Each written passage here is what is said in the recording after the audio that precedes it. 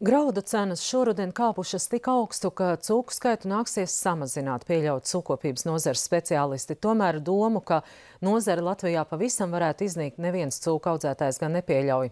Milzums pūļu un līdzekļu ir ieguldīti ciltsdarbā, genofondu iespējams pazaudēt pāris gados, bet atjaunot to vairs nav iespējams. Par izdzīvošanas iespējām ar cūku audzētājiem un ciltsdarba speciālistiem runāja Māja Migla. Sēlpils pagastā Šķirnes saimniecības ēļi savām 6000 cūkām iepērk gatavo lobarību ar pareizām graudu, sojas un minerālu piedevu proporcijām. Cūks ēd daudz un katru dienu, un cenām pieaugot, lati no saimniecības naudas maka pazūd aizvien straujāk.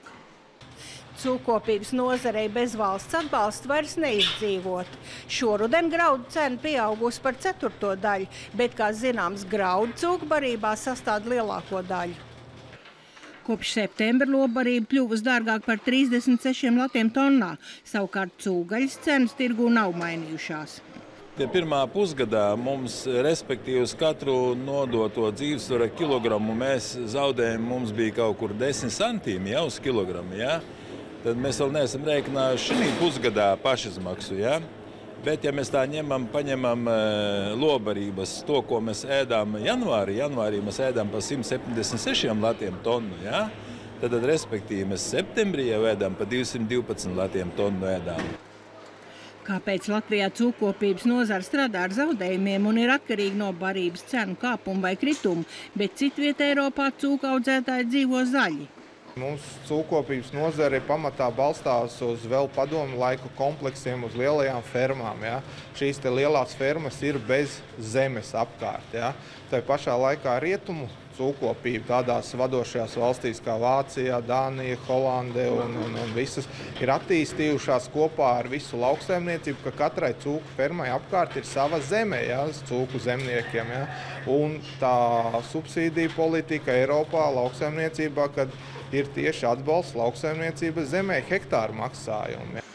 Arī pie mums kaut kas kardināli jāmaina, lai nozara paliktu un turpinātu attīstīties, pārliecināt gan cūku audzētāji, gan speciālisti.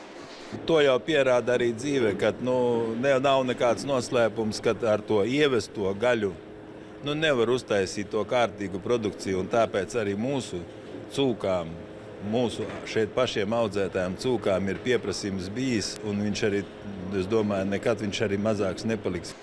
Sēļu saimnieks rāda renovēto korpusu, kas ierīkots pildot Eiropas labturības direktīvas, jo no nākamā gada janvāra cūks jātur nevis pa vienai, bet gan grupās ar brīvvietu staigāšanai. Mums ir renovētas fermas, kas strādā pēc visiem Rietuma Eiropas principiem un ražojam labu kvalitatīvu cūgaļu. Ja? Kā nozara droši vien arī nevar likvidēt un viņa nelikvidēsies. Ja? Tāpatās arī valsts atbalsts neliels ir mūsu cūkopībai, kas mums ļauj to degunu nedaudz virs ūdens noturēt. Valsts atbalsts cūkopiem pienāks par ciltsdarbu, un tas patiešām tiek veikts godam. Latvijas cūks ir izlases no labāko šķirņu eksemplāriem. Tas ir pats svarīgākais, jo, ja nebūtu šis skrupulozais un cītīgais selekcijas darbs, tad genofondu var pazaudēt pāris gados. Lai nozari izdzīvot, Latvijas cūku audzētāju asociācija ir lūgusi zemkopības ministriju rast iespēju kompensēt ražošanas zaudējumus, kas jau paaugstinoties graudu cenām sasnieguši 120 latus uz katru sivernmāti. Par atbalstu nozarei ceturtdien lems zemkopības ministrijas konsultatīvā padome. Māja Migla, Māris Jurgensons, Latvijas televīzija.